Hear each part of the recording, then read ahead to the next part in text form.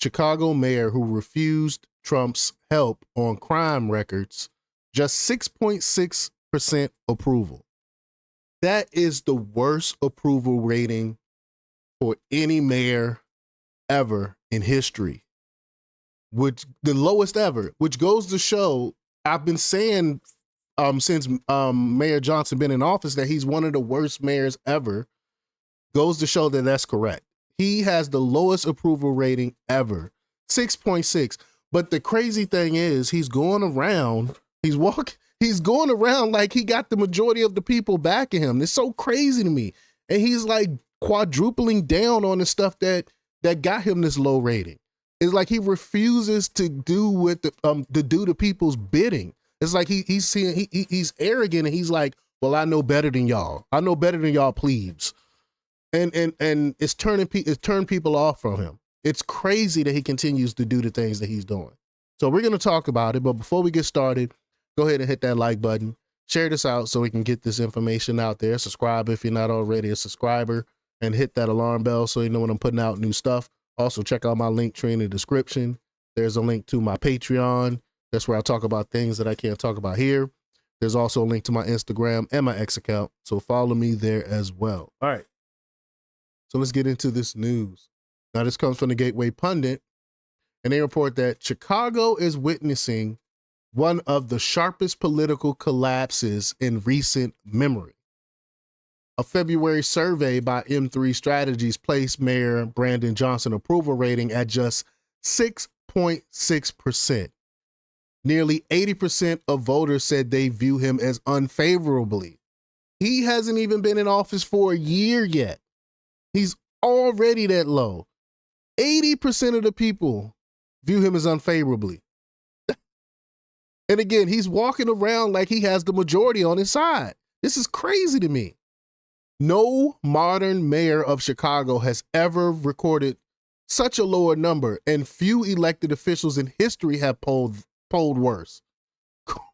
Like one of the lowest poll ratings in almost any politician. This is crazy. This is crazy. The city's problems are not abstract. Residents have grown frustrated with rising property taxes, a shrinking police force, and an ongoing illegal immigrant crisis that has overwhelmed public services. More than 25,000 illegals have arrived since 2022, straining shelters and schools already stretched thin. While Johnson created a unified shelter system with more than 7,000 beds, Chicagoans continue to see neighborhood facilities converted into makeshift housing. And I'm gonna add here, the majority of it is in black neighborhoods. It's in black neighborhoods. They're not putting it in the well-to-do neighborhoods. Many view it as a sign that their own needs are secondary to City Hall's political agenda. And that would be correct. It's obvious what's going on here. Public safety remains the defining issue. Johnson can point to official statistics showing progress. Homicides are down nearly 30% compared with the previous year, and shootings citywide have trended downward in 2025. But Chicagoans remain skeptical. Carjackings, robberies, and retail theft have become everyday concerns.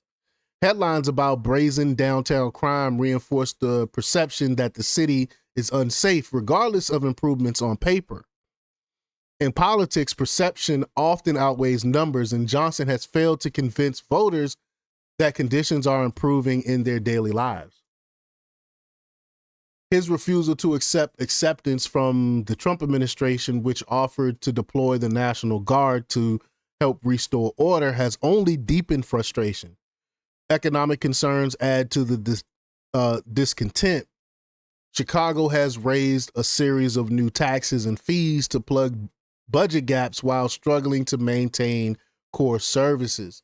Businesses have left for neighboring states, citing both higher costs and crime. Families that once saw Chicago as a city of opportunity now speak of leaving, adding the sense of decline. A mayor who promised a progressive revival is instead presiding over an exodus of confidence. And this is what will happen to New York if they vote in Mondani, the socialist Mondani. He's even worse than Mayor Johnson when it comes to this progressive stuff, this socialist stuff, the socialist agenda. But again, I say time and time again, I low-key hope Mondani wins New York. And not because, and that's a little bit of, because I know it's not going to affect me. I hate to say it, but it's the truth, because I don't see myself going to New York anytime soon. But for the people of New York, I do hope they make the right decision and not put in Mondani. But if they do vote in Mondani, that's who they voted for. They deserve whatever repercussions it comes with that. Because I keep saying time and time again, even the people of Chicago is warning them about putting in the socialist. But I digress. Back to Johnson. Terrible progressive socialist policies.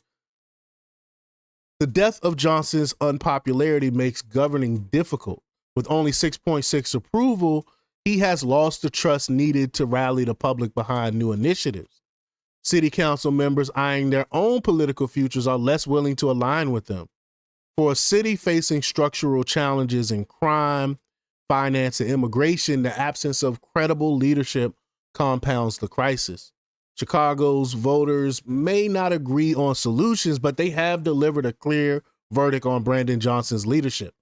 The city's next chapter will depend on whether change comes from within his administration or from voters who decide that 6.6% is too low to ignore. I don't think change is going to come from the administration at all. Mayor Johnson he put his foot down. He ain't budging. He loved wide open borders. He loved the high taxes because he can give that money to his dear teachers union and stuff like that. He's going to continue to raise taxes and make Chicago worse off. I don't see him changing or fixing anything at all. And it's going to be bad for Chicagoans. But y'all let me know what y'all think about this. Leave y'all comments down below. Like, share, and subscribe. And check out jjthepsychotherapist.com for the latest in news. Until next time, peace.